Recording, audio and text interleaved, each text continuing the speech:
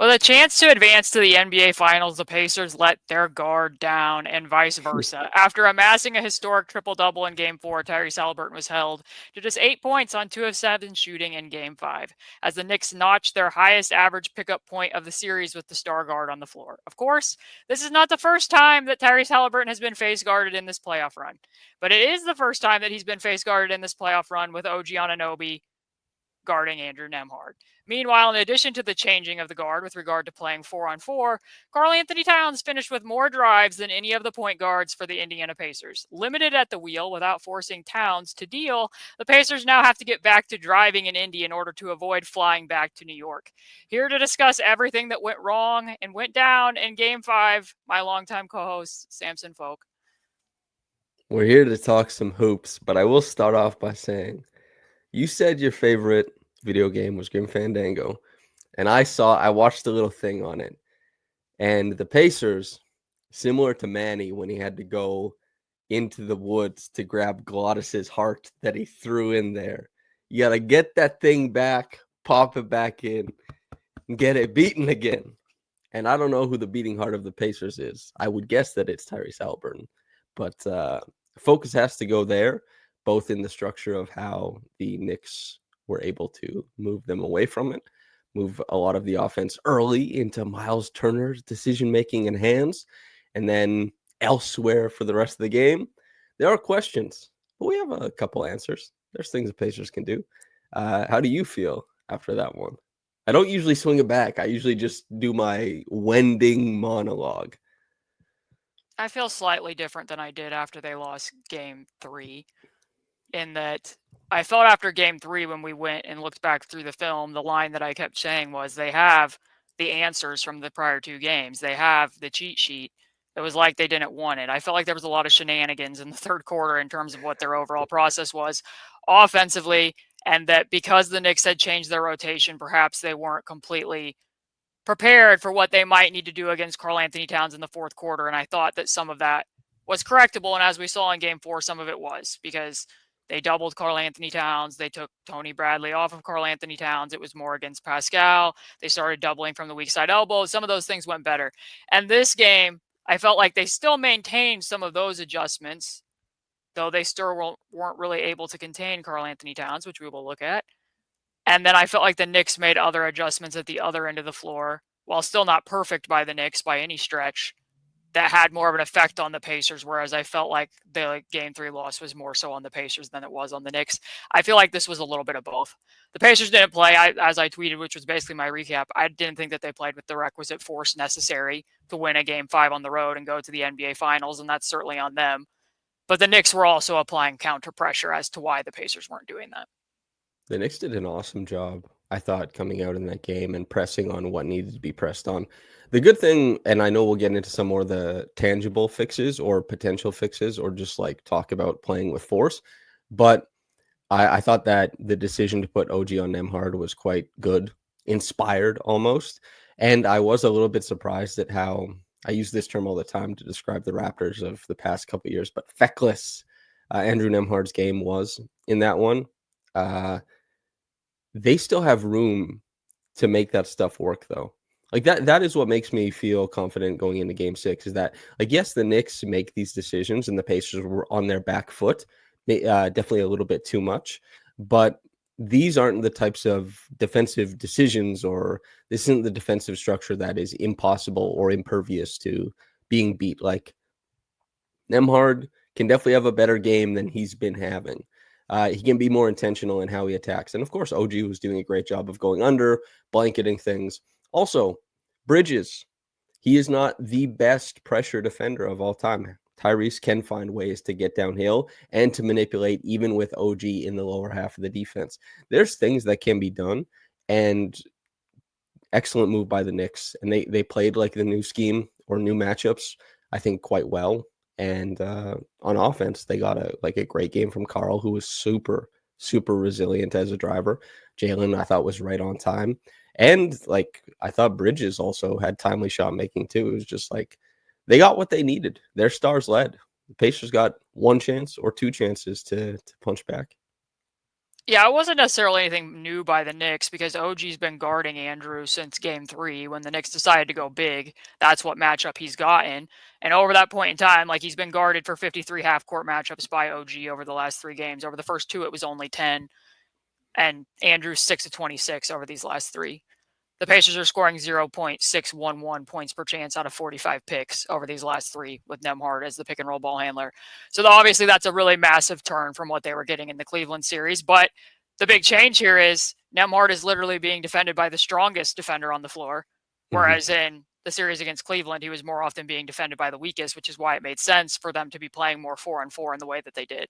It's fine to have Tyrese standing at the logo when you're getting optimum matchups between Miles and Andrew Nemhard. That's kind of inverted itself here that they're going to have to figure out. But it coincided more because Bridges still, as you mentioned, he's not a perfect ball pressure defender, but it was much better than what it was in game 4 when they were giving up everything in semi-transition and the Pacers were spamming a million double ball screens, and Jalen Brunson, to his credit, was slightly better with some of the show coverage as well. It was more that just those two things lined up and coincided at the same time where Tyrese and Nemhard in and of themselves also didn't have their best performances either. So we can look at that stuff because that's why I titled this podcast what I did, the changing of the guard, the changing of the output from Tyrese, what led to these types of things. It showed up on the very first possession of the game where they're having Tyrese run over the top out of the stagger with Bridges with him, and they're going into an angled stack action with Andrew as the pick and roll ball handler. Normally, a lot of teams switch the guards on stack action like this. You can still tell that the Knicks aren't wanting to switch with Brunson as much. It's a show, and he's back to Nesmith. Andrew makes the correct read. The pass is on target to Miles Turner. I'm not trying to be overly highlighting low lights with Miles Turner, and I'm not going to show them all, but this is probably the most I've ever seen him struggle to handle passes in a single basketball game. Like, I honestly can't remember him having this much trouble hanging on to the ball, but that was what showed up early. This was similar when they first made the adjustment to put Mitchell Robinson in the starting lineup. You can tell the difference that Nemhard's up against because here he is going to that decel step, the bionic shoulder, and he can't move OG Anunoby in that setting at all. That's literally an airballed layup. So Ben Shepherd trying to get the Brunson matchup. They don't get it. OG's there. They try to flow into more stuff, getting to next actions. OG's ducking under, as you said. Probably willing to test. Like, Nemhard has made tremendous strides as a playoff riser and shooter, but during the regular season, he barely attempted pull-up threes. So I guess if you have to live with something and you're the Knicks, that's what you're going to be willing to live with. But if you notice how that possession started, like I said, certainly not perfect from Mikal Bridges, but he has a hand on Tyrese. He's definitely face guarding him as far as if they can. And the Pacers have been comfortable with this throughout this run.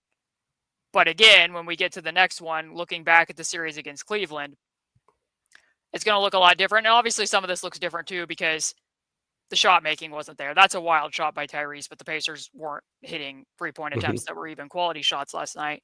But here it is. Like, this is from, very early in the Cavs series where I pointed out, like, so overrated that you're getting face guarded on the logo. They were very comfortable doing this with Sam Merrill and Darius Garland and the other matchups that Nemhard and Miles were willing to get. It was one of the best pick and roll combinations in the NBA early in the series. So I can let you hop in there before I run what the rest of the changes were if you have anything to add there. Yeah, I think this is quite honestly, like, you're gonna see this year, like, this is a read that Tyrese could make to Obi. You'll see this year. Yep. Like, they're too high. Andrew, when he went to bump into OG himself and then airballed the layup, like, he could have taken that to the rim as well. OG is not like the greatest chase down guy, and like, it's just despite this being a good way for the Knicks to like maneuver and play, there are still just opportunities that the Pacers are kind of letting slip by. And also, you just have to hope for better from Miles Turner. As you said, like, we're not going to do lowlights, but Miles was jittery on everything. Even the Pascal's turnover is Pascal tried to throw a post-entry pass middle so that Miles could catch and face, and Miles lost his, I believe OG was switched on to him, if I remember correctly. Maybe not, but Miles lost his positioning and was keeled over and wasn't in a position to catch the pass. It just sailed over his head. It's like when the Knicks applied that extra pressure and the Pacers went to their longest tenured player, their, grizzled veteran, it just wasn't there to help, beat the higher pressure, the extended out defense. The savvy in the middle of the court wasn't really there. And Pascal, had to try and do it mostly with like mid-range shot making or live dribble creation. Miles, if he plays good, and it's not like he was being asked to do really difficult things, but if he plays good, it simplifies a lot of this stuff. Like, yes, these are good responses by the Knicks, but I think that the Pacers is just like a crispness and clarity on what they want to do and role performance, not even just shot making, but role performance to move through actions will simplify some of this stuff. Maybe that sounds like cope, but that's how I feel about like watching a lot of this back. Yeah, so the Knicks also mixed in some possessions with OG just flat out on Tyrese, which we haven't seen much at all to this point in the series. And what I pointed out when we were talking about how many times they ran the 77 double drags over and over and over and over again for Tyrese and game 4 is I just kept being like, why wouldn't you just, try to at least weak him away from those two screens so he's not just repeatedly getting downhill to his right. They attempted to do that. Tyrese rejects into that open chasm. And as you mentioned, Obi's open there. They are veer back switching more in this one in terms of putting OG back to Miles Turner. And then Aaron, he only played 15 minutes in this game, so he's not going to get a lot of creation out of him in these situations. And then it's a late clock attempt. Andrew, I don't even remember. What did he end up finishing in this game? 2 and 9? What was it? I can't remember. Also, I know you feel the exact same way, so I'll say it right now. Aaron, for me, is like absolved of basically any and all criticism. I just hope he feels good for Game 6. He's been a warrior. He's been battling. It can't be easy to do it on a sprained ankle. But so Andrew is 3 of 8. So slightly better than what I thought. The difference too is that they were a little bit more willing between Josh Hart and Anunoby when the rare possessions where OG was guarding Pascal, that they were pretty comfortable switching back if they needed to between the two of them. And then you are reliant on guys like Obi, like a somewhat limited Aaron Nesmith, like Andrew to be making the shots that the team has been making throughout this. But when Bridges is picking up Tyrese the full length of the court, another thing that can cause or create some problems when OG's guarding Nemhard is if you want to counter that pressure with these 3/4 court screens, you're most likely going to do that with Nemhard in case Tyrese needs to get off the ball so Nemhard can bring it up. The problem is the Knicks are then just switching that, so then you're just getting OG just back automatically onto Tyrese. And like I said with Brunson's shows in the last game were all very, to borrow your word, feckless, and mostly he was coming out very flat. He was coming out at a much harsher angle on several of the possessions in these games, and then the Knicks were better rotating out of some of this stuff. So again, it's a possession where I really don't think with Aaron and the amount of minutes that he's playing that you really want, even with Brunson being the weaker defender, him having to do total self-creation against some of these attempts. But the Pacers, as they normally do, they have counters for some of these coverages. I mean, they do have answers to some of these things. Cheat sheet on the test again, where if OG is going to force Tyrese away from those double drags and try to force him left, talked about this action many times. They call it slice. I'm not entirely sure why the terminology is that, because like what I would call a slice screen isn't involved here, but that's what they call it. But it's 77 skip, so Tyrese is just going to throw it away from that pressure to Miles. Brunson using the show, they end up having to switch it, and then they just go into high pick and roll between the two people that you would want to be playing and having to defend pick and roll. Brunson and Karl Anthony-Towns. Miles puts the ball on the floor, extra pass. They're just not making these shots. That's good process right there, and that's an action that they can go to many times if they need to in Game 6 to counter if they put OG on Tyrese more often. And just as a comparison, this was at the end of Game 4, showing that Brunson not doing a lot of showing to the point where Bridges has to go under Aaron and then obviously can't beat Tyrese to the rim. He was gliding into a lot of easy offense out of that action. A lot different when Brunson's willing to come that high. That allows Bridges to recover. Then you're getting Towns, and then it's like what I said. Not a bad read. Miles just had a lot of trouble handling passes here. So I do think, like you said, it's a mixed bag. There's definitely things there that the Knicks weren't doing before in the prior 4 games, but there's also definitely things that are just like not even necessarily tweaks that the coaching staff needs to make. It's just simply the adjustment of some of these guys just need to play better. Yeah, of course. It's like Game 3, they not only were they ignoring some things, but they need to play better. It was, we came out after Game 3 and said, Karl Anthony-Towns isn't the stopper. I mean, if you'd gone by the stats after Game 3, he would have looked like a defensive stopper, right? Like it would have pointed that way. And So it becomes more tenable for the Knicks to run these looks for longer because they're getting the desired outcome. But the Pacers, not only via process, but via outcome of their process, can change the Knicks calculus. Is like earlier in this, like the big shot that Obi hit out of the baseline out of bounds is basically where he shot it from when Towns was sinking to help that action, right? And Obi can hit those shots. Aaron, a wide open corner three. Like these are shots that these guys can make. The big thing is hitting those shots, but also being able to manufacture points in the paint. And that's where I wonder about like the linchpin for me is Siakam and Nesmith, because I thought Siakam, despite having a couple, like he got blown up 2 times by Towns on drives. And one, I thought Mathurin could have stepped in, but Mathurin wasn't paying attention to where the drive was coming from. He was like maybe a couple feet away. But Siakam taking so much of the Towns matchup, playing him into the correct spaces, and being able to run more stuff above the break offensively, I wonder about. And then the Nesmith aspect of it is you want to push if Nesmith is going to guard Towns and give that funky look. If you want to guard Towns, you're going to put your left knee, because you're going to play him left, you're going to put your left knee into him to create that point of leverage. And then you're going to anchor with your right ankle as your back point. So I wonder how like physically he'd hold up against that. And that's where I think a lot of it comes down to, is like maintaining the stamina of Pascal to keep him in that defensive situation, and then also putting him in the right spots and expecting that performance from him. Because outside of the shot making, I thought Siakam tried to play with a good amount of force. Like per force, I thought he brought it in game 5. It just, especially from the line, the shot making wasn't there. We might slightly disagree there, but I think we do. The Karl Anthony-Towns drives thing, just a slight bone to pick.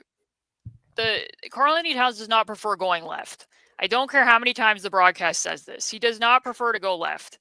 I watched during the regular season him repeatedly get to his strong hand against the bigs and me being like, please someone close out to his right hand. The Pacers, these last several games, their bigs, Pascal, they are trying to force him to his left. That is why he is going to his left. Unfortunately for the Pacers, he's been just as good driving in either direction, so it hasn't really mattered because nobody is forcing him to pass the basketball. He had 10 drives in this game, and he made 0 passes. Like, the numbers on this are ridiculous from the regular season. There were 150 players who averaged at least 5 drives in the NBA during the regular season. Karl Anthony-Towns ranked 149th in pass rate, 147th in assist percentage. At a certain point in time, I know that it's smaller small ball lineups with shooters more around him. I would much rather that Landry Shamet and DeLon Wright and Josh Hart are putting up threes than continuing to watch him barrel through people on the perimeter over and over and over again. Like 10 drives this is the most telling stat from this basketball game, if we're being honest. Yeah. A center for the Knicks had more drives than Tyrese, who had 9, TJ McConnell, who had 8, Nemhard, who had 7, and some of that is matchup stuff with the Knicks, but still. And Towns scored, got fouled, or missed a shot on all 10 drives. Yeah. Not only like to the left thing is, you just look at the difference in finishes. When Towns gets to go right, it's usually an and one, and he makes it. When he goes left, like Siakam, I think had 2 forced misses because he euros into that push shot. He can make it. He has tremendous touch, but those 2 shots are vastly different. And then also when he went left too, Nesmith was able to step in. Mathurin had an opportunity where he could have stepped in and took a charge on when Towns went right, but it's not only just like the expected points per possession, like the outcome of Towns on the drive versus, an open corner 3, if it's strong side help or whatever, but it's the cognitive load of making him process these things differently rather than just him being like, I am Grand, trying to break down the walls of Minas Tirith, It's just like, you got to make him process this stuff. Step in on him. Excellent work by Nesmith to step in and draw the charge. There's opportunities for that stuff. Rotate. Sell out for it. Make him work differently. That was a bit frustrating. You can't let Towns catch, survey, and then sprint at the rim without anything interceding. It's just, yeah, tough. To punctuate this, I do have all 10 drives on film.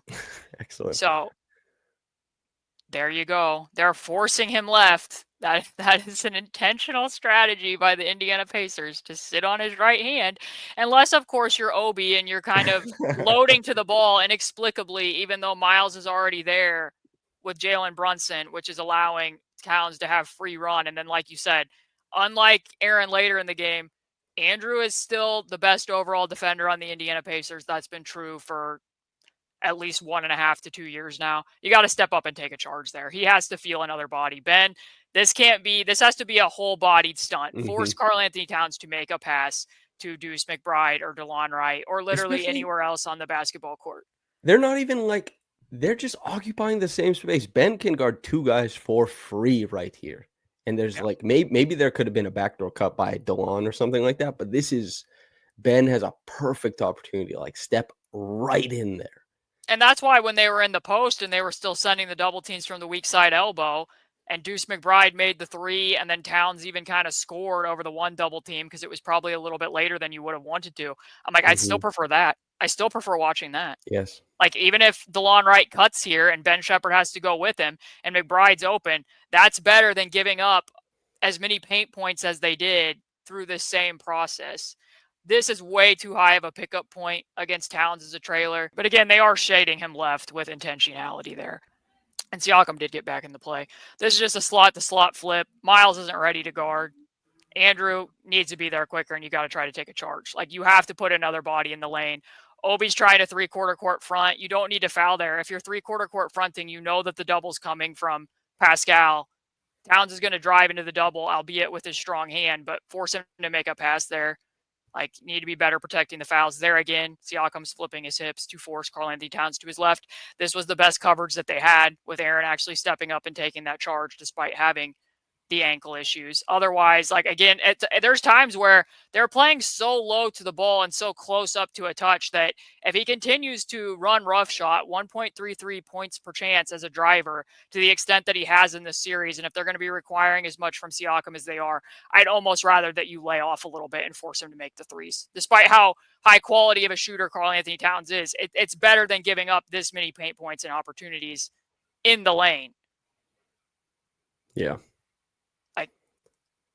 Like, this is just like pretty much nonstop in this series. Like, he misses that layup, but otherwise that's too late getting out on a closeout. I don't really know why Siakam was holding in the paint in that situation. So yeah, that stuff's, it's not to the same extent because they have made some adjustments against him since what happened at the end of game 3. But there's a lot of stuff there where, like, you need to test him as a passer. You have to when you get back to Gamebridge against these lineups, because they're having too many issues with the Brunson-less Cat lineups as it's been pretty much since they made the starting lineup change. This is what happened when he was with the Wolves. Now, granted, I think Towns deserves a lot of credit for his resiliency.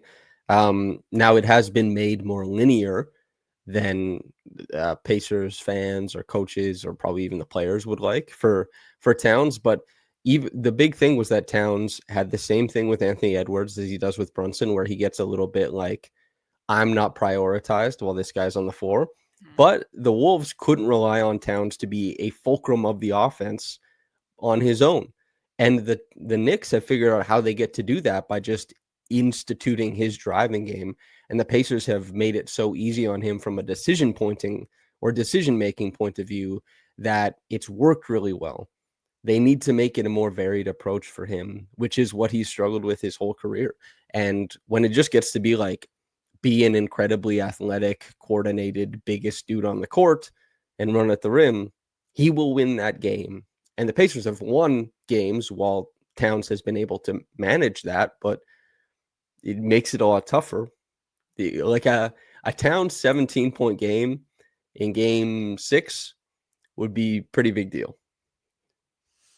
And then it goes back to the whole thing that I've said with Jalen Brunson, that if they can't guard Jalen Brunson, they have to force him to guard, which has been a significant trend of the series. It's the same thing with Karl Anthony-Towns.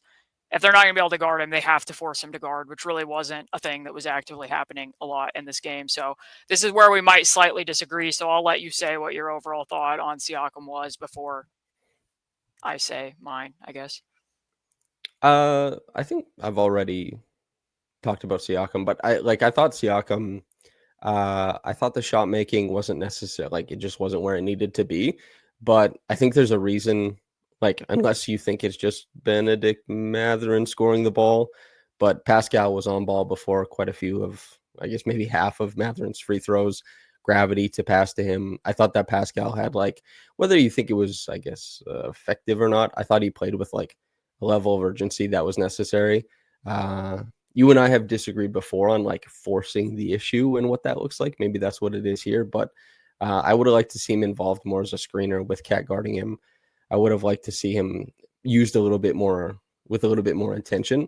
But again, I thought he played with force in Game 5. I thought that he brought it, and but it isn't always as effective, especially if it's left up to shot making, which they go in. But I think that my issue was that I think that there's things that Nemhard can do better. Some of these shots weren't completely contested shots. I don't think that's something that they're going to be able to lean heavily on as long as OG Anunoby's guarding him.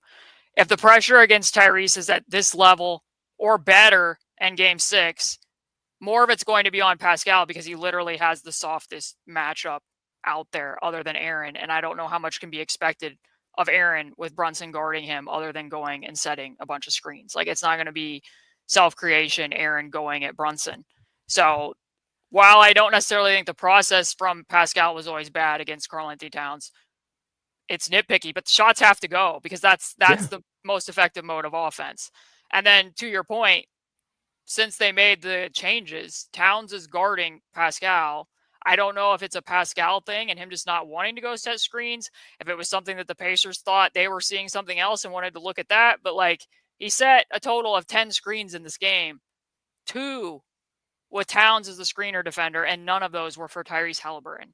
I don't really know how that happens by the end of a game. That was very confounding for me. But then like just to show this as far as like, I going back to the level of force stuff, like this is where Bridges' pressure isn't great here, and that much is on Tyrese. Like he's picking him up, yes. Is it super effective ball pressure? Not really. You're getting that matchup. You don't even really need to switch if you're the Knicks. But because OG's guarding Andrew Nemhard, he's far more available to clean some of this stuff on the back end. And then, like we said, Miles wasn't really having the best game with his hands. Good cut by Pascal to get open against Karl Anthony-Towns. And based on what the coverage is, this is the type of stuff that they're going to need. You just have to be able to make the shots. Similar in the first half where, if you're going to put the ball in his hands, because he had a high level driving game. He actually drove the ball more in this game than Cat did. He had 11 drives. It just, when you get to that matchup, you have to be able to make the floater. Like they need more from him in that sense. And then I disagree with you a little bit because like this is a sideline out of bounds play. They're trying to get Tyrese into zoom action because they were top blocking Tyrese. That's what they want. A lot of times it'll go to Miles here and then it needs to go to Siakam so that Tyrese could have gone up into the Chicago action. Siakam's not really doing anything to get open here against OG at all until Tyrese is literally being full on hugged by Mikal Bridges. And we're just watching Miles pivot a million times where they can't get into the action at all. So like to give people a frame of reference, this is what they're trying to get to here. Like that Ben making that pass to Miles is the pass that Miles needed to make to Pascal against OG so that they could get the ball back to Tyrese and get it into that action. They run this fairly often, especially if they don't have a lot of time on the clock on baseline out of bounds plays. There's that same pass again to get Tyrese uphill and get him trying to get a shot against the Hornets. Obviously that's against the Hornets and the Wizards. It's not a playoff basketball game. But likewise, they're trying to run through here. That's what they call it. So it's going to end up kind of turning into a Chicago action again. They're trying to get that top block off of Tyrese. Mikal Bridges doesn't bite on it. Then they switch the back cut. And now we just have Miles up top trying to wheel back and forth into side-to-side action. It was very frustrating to me how much of the time we were seeing Miles in handoff situations, trying to go side to side with Mitchell Robinson 30 feet from the hoop. Why can't anyone back cut to the rim? There's not going to be any rim protector there. And yet all 5 guys just dotting the perimeter while you're watching him under duress handling. Miles Turner is not Domantas Sabonis as a dribble handoff operator. He's not going to be creating space and getting anything else for anybody open. Here, Landry Shamet, good defense against TJ McConnell to cut him off attacking baseline. Ben tried to counter with the 45 cut. Deuce McBride took that away.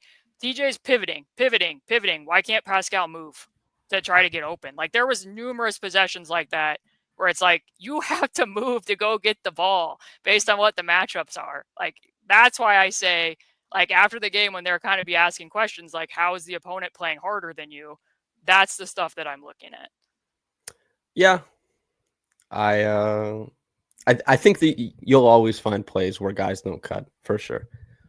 But like, as I thought Siakam had a very tough cover on one end, the easiest one on the other end, but also like there is a mix of OG as well. And as you said, like he did drive the ball 11 times. Like there was effort extolled. The shot making just wasn't where it needed to be. Although, I mean, planting more screens, we saw against the Cavs when he put up 26. Obviously didn't do enough in this past game, especially in concert with Tyrese. You definitely have to expect like more. But yeah, I did think the effort was good, although not on those plays. Overall, I still liked it. Yeah, I just think that similar to Game 6 in the semifinals last year when it was pointing in the direction of him, I think he's going to have a big game in Game 6 in order for this not to go back to New York. So, other than that, the other big notable thing that happened from the Pacers from a rotation standpoint is Miles Turner picks up his third foul in the first half, and Jarace Walker played meaningful minutes for the first time in this series. Good minutes. That was maybe my like the first play when he jumped on wasn't the first play, but when he jumped on Brunson after kind of mirroring him, absorbing into space and still being able to blanket with his length, I was like, ooh, it's just like Caitlin said, like this, there's something here. And also hit the 2 threes, the one out of the like the first one above the break, the one out of the corner after Pascal drew 2, had that really soft lob out to Tyrese that almost got stolen, and then Tyrese drove it, go to the corner. The Jarus stuff I liked. I like it's not the whole answer to anything, of course, but I just from like a good for Jarus point of view, I thought I was like, nice, this is going well.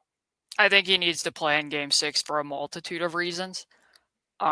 Hopefully Aaron's ankle does better than what was happening in Game 5 and why he didn't play as many minutes. But if he's not going to be playing as many minutes, I like Ben Shepherd for a lot of reasons. I like Ben Shepherd as a point of attack defender.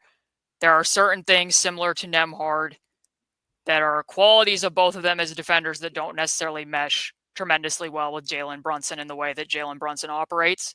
And Ben Shepherd Rick playing Ben Shepherd, you and I talked about it, was a big part of why they were able to come back in Game 1. It was valuable. I just think that it's been a steady enough diet now of Ben Shepherd as the other non-Neesmith defender that Brunson's used to it.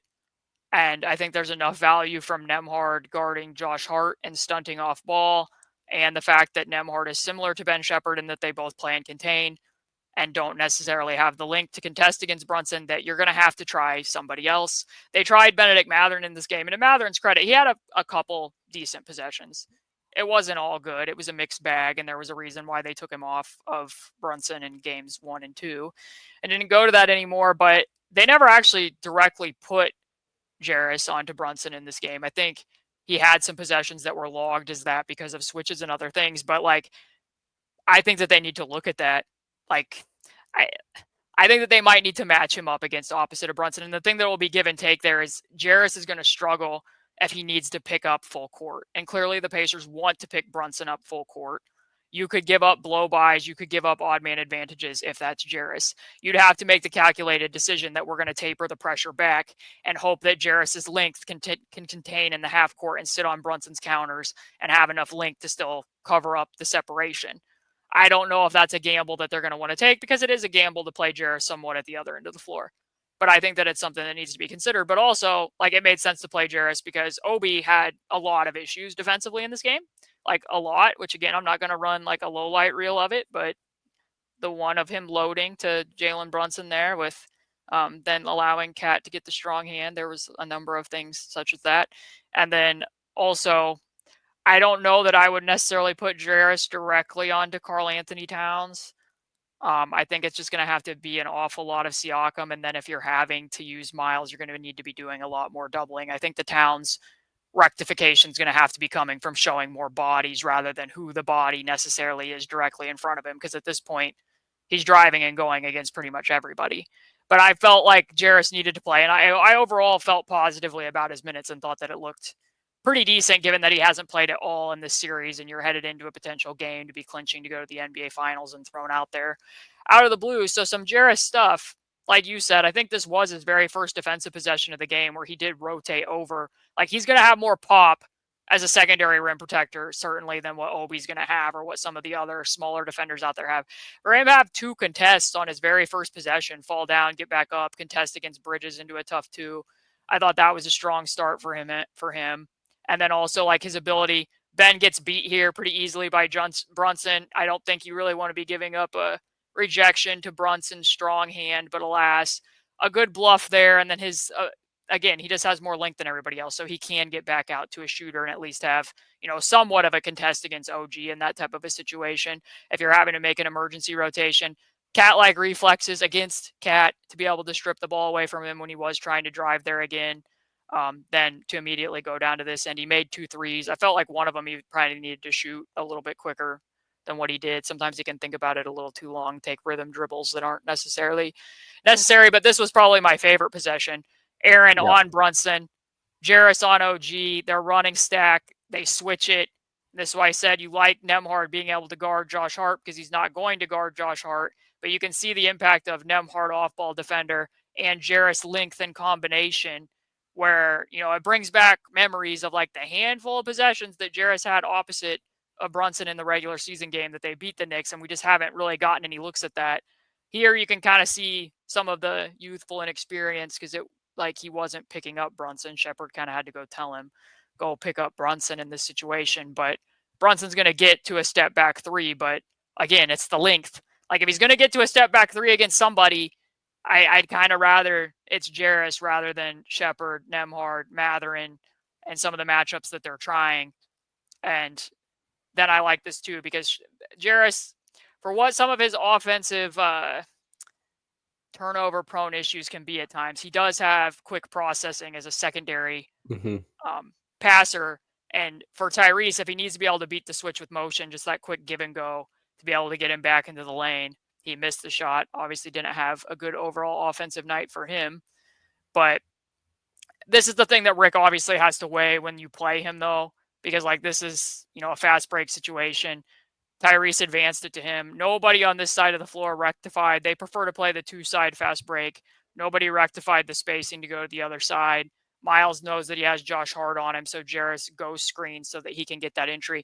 You got to take another dribble and get a better angle on the entry pass than that. Like a couple of the passes that he tried to throw into Miles needed to be executed better. And like I said, Andy missed some rebounding opportunities. So Jarus's biggest enemy is he'll default to being very casual at times, and you can't be casual in Game 6 of an Eastern Conference Finals. But I still think that it warrants trying him and putting him out there, especially given they'll have a better idea of Nesmith's status than I do. But I think that he needs to be in the rotation again. Yeah. The usually really good processors of the floor do have bouts of casualness. It's just that freedom to like make quick reads typically comes with, that's why Tyrese is so impressive, is that like he somehow manages to do both, to not be casual, to always make, like, to never give the ball up. So Jarus will have to work on nipping that in the bud like as things go on. But I don't come away from that game feeling anything other than like optimism for Jarus and for like his minutes going forward. There's always room in playoff series for like unexpected matchups that work, for unexpected shooting performances, like that kind of stuff. Like Nesmith's shooting at the end of game 1 was about as much as we've gotten, but the Pacers haven't really gotten like, oh, this guy's shooting the hell out of the ball in this series. Like Obi, certainly he's had, stretches in the past, but Jarus is both a potential swing in Brunson coverage, in floor coverage, shrinking the floor defensively, and in 3-point shooting on the other end. There's a bunch of other things that come with it. He's a young guy, but that's a fair position to be like risk reward. Like you try and go for the reward there. Pat him on the back, man. I think he should be really happy. But the only people who played at their expected, at or above their expected level, I felt was Bennedict Mathurin and Jarace Walker. And that doesn't mean they were mistake free. It's just I've somewhat come to expect that Ben's going to give up, screen rejections to Brunson or get cut back door. And it's just like part of my overall expectation of things that are going to happen. And some of that too comes from the fact that their minutes were coinciding along with Pascal when the Knicks were trying to, for some reason, run a lineup without Brunson or Towns on the floor, which I didn't fully understand why that was a thing they were willing to chance in a do or die playoff game. But that's part of it, but certainly not all of it. And Mathurin's going to be important if he can continue to maintain this rhythm, because he is drawing some of that Brunson assignment and again forcing Brunson to guard, or guarding Brunson by forcing him to guard. So he also that was at least something positive to take away. Yeah, he also does a good job of, like, if the Knicks are going to, like, as you said, there are opportunities for whether it's like Toppin, who played a bunch of minutes with the starters, right? Whether there's potential for him to back cut because the pressure is extended. You know what I mean? And even if OG is hanging off of stuff, it's like, well, there's back cuts there. Siakam, there's opportunities for back cuts. Everybody, there's like room to cut. There's room to move. Mathurin did a really good job of testing that extended pressure and getting in the teeth of things. It's probably his greatest skill, and it will be important in Game 6. Jarus will be important in Game 6. I presume there's room for them to swing something, those two together. I mean, Mathurin had a huge swing in Game 4, so yep, potential. Yeah, that's at least something positive to hang the hats on, because there wasn't, to be honest, there was not a lot of positives from this basketball game. As you titled your piece, I overall thought it was pretty hapless of a loss in Game 5. So I remain somewhat in the middle, and that's my overall take is the Knicks did more in this game than I felt the prior 4 to affect the Pacers. The Pacers obviously also affected themselves. There's things that they can do better, but I don't think it's going to be as easy of a rebound as what they saw in Game 4, unless the Knicks replicate their lack of pressure against Tyrese in Game 4, which was partially brought out because Tyrese was very aggressive on the glass, which was something that we pointed out, that part of the reason why it was harder for them to set that pressure is because he was aggressive in almost every facet of the game. And I don't really like using that word, especially with regards to shot volume, because like I said, you can be an aggressive player and not take a lot of shots, and you can take a lot of shots, and that doesn't guarantee that you were aggressive in other areas of the game. So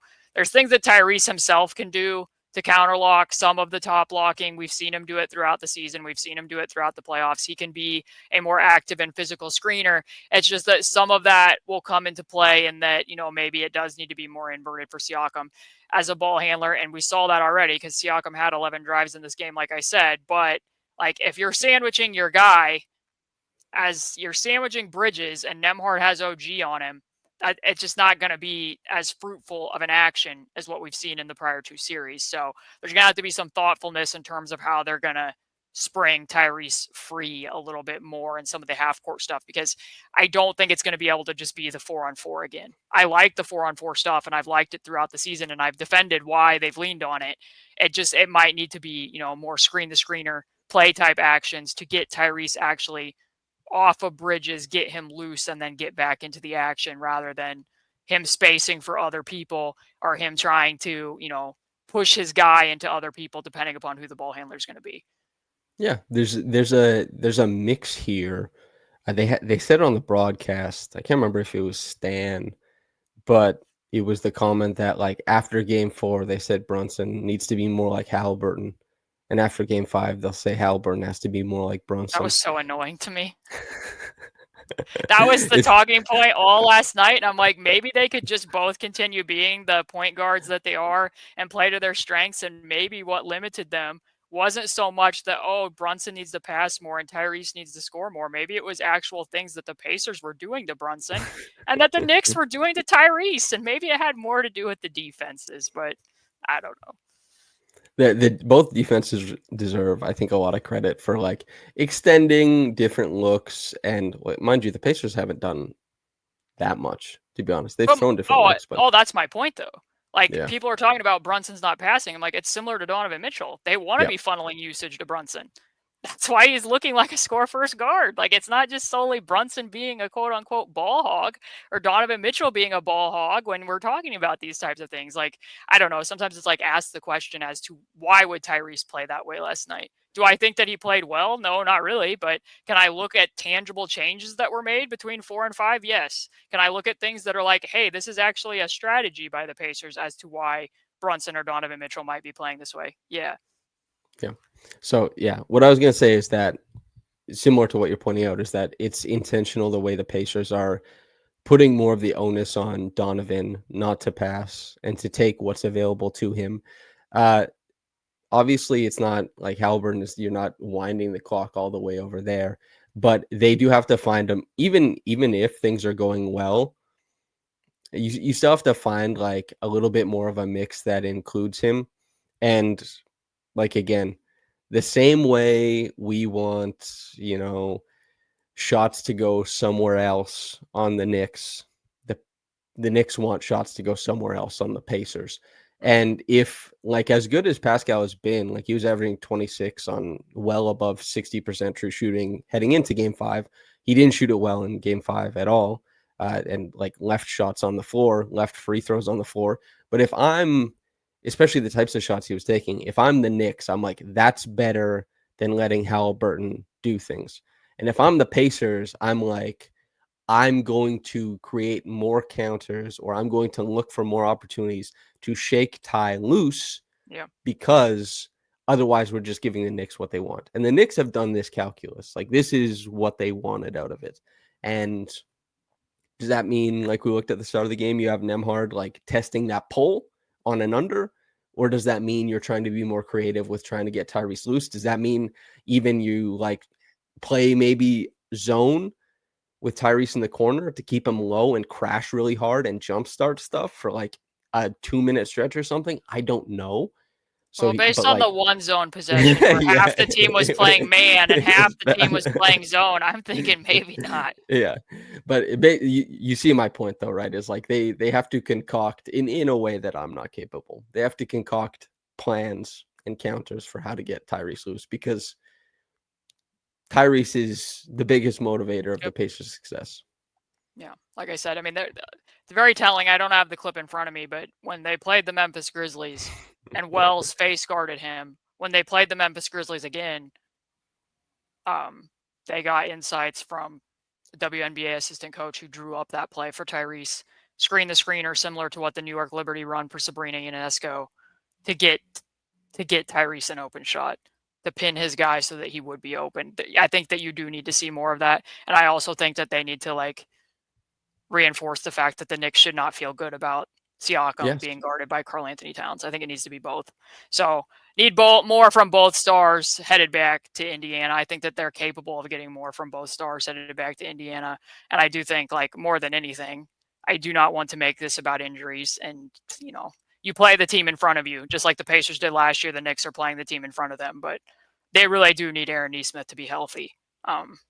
And he's too important defensively. He's too important to how they're attacking Brunson at the other end of the floor. So those are kind of my main things, in addition to thinking But for that even reason as to then, why I liked the Jarace minutes.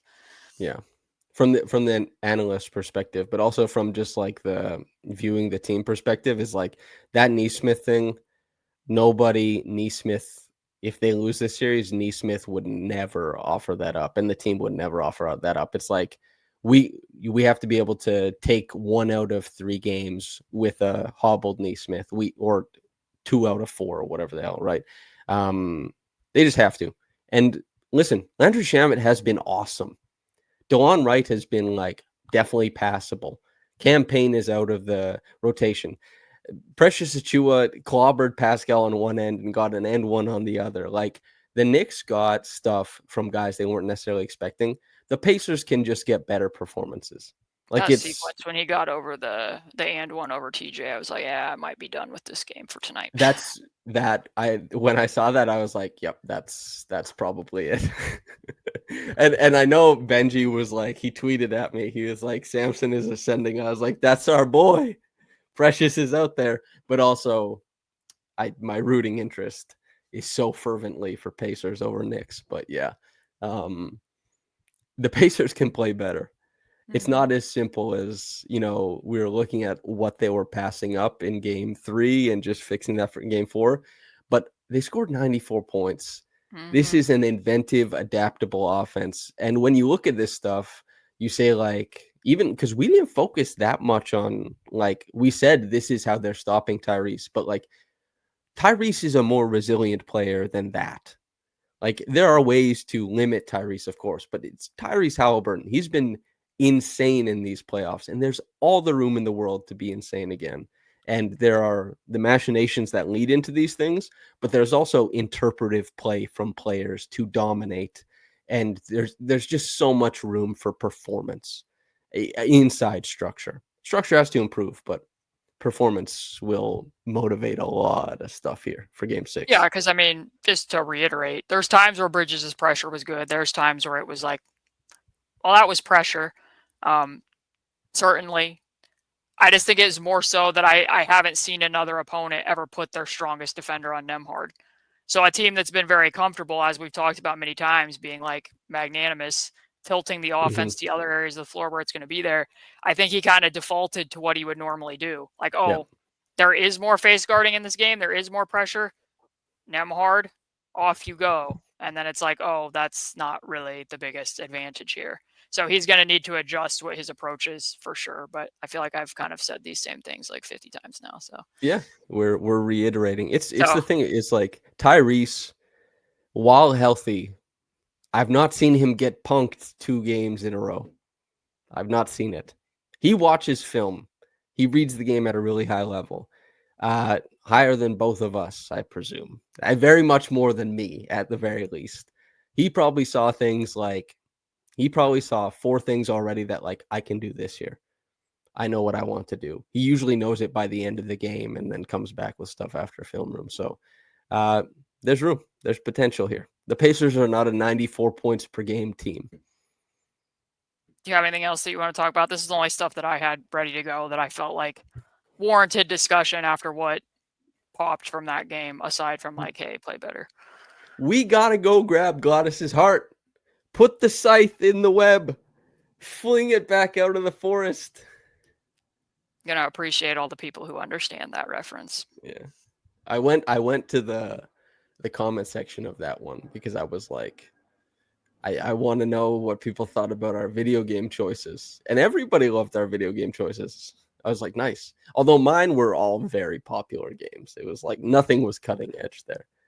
I don't do a lot of popular things, so I'm always surprised when people know the things that I'm talking about. So I like that people brought up the Monkey Island series because I've played I think there's 5 of those. I've played all 5 of those too. I really like those. I like getting on Steam and downloading old games. Can you give me the synopsis of Monkey Island? Well, it's made by LucasArts, so it's the same people that made Grim Fandango. It's Guybrush Threepwood is kind of a wannabe pirate, and like there's a lot of snappy, sarcastic humor throughout these. So like, in one of them, he's looking for the secret to Big Whoop. He island hops a lot. I can't explain the whole journey, but there's like a voodoo lady that is controlling a lot of these things. Unfortunately, the original creators, I think, didn't make all of them, so the story gets a little convoluted over time, but I do like those a lot too. And I also appreciated that people gave me some recommendations that I didn't know that some of that. I've bought some that have been crowdfunded. Like Broken Age was also really good. That was one that got started on Kickstarter. And then I'll get some that I played like when I was growing up off of Steam that have been remastered that you can do on PC. But I didn't know. They shared some ones that were on Switch. I'm like, now I have something else I can do with my time. Didn't know those were there. Didn't know there was still a point and click adventure games being made. So off-season gaming. I tell you what, I watched like the short YouTube thing on Grim Fandango, and I was hooked immediately. I was like, this is good. It was the dialogue was very good. It spans years. The story spans years. And yeah, I don't want to give any of it away in case you ever do play it. Yeah. It seemed like a good game. Not game 5, but Grim Fandango.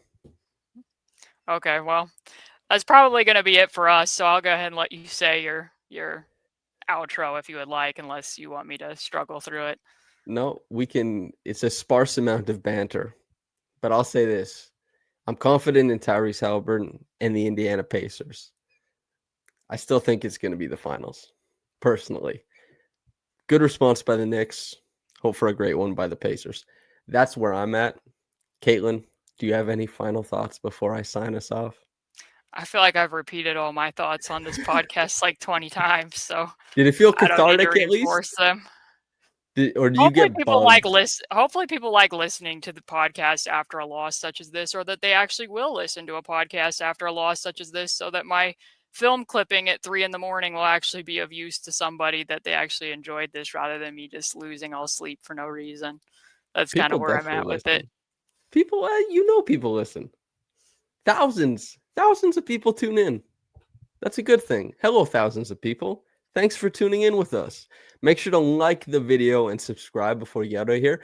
Comment your favorite player on the Pacers, your favorite video game, whatever. Helps engagement, I guess, and we're in the age of engagement.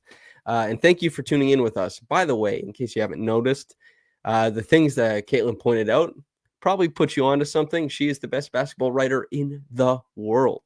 She has a Patreon called Basketball She Wrote. If you'd like to support her, and by extension myself, you can subscribe over there. We do singular work. You will not find a series covered like this anywhere else. Thank you for listening. And whether you got into this in the morning or at night, from myself and Caitlin, have a blessed day and goodbye.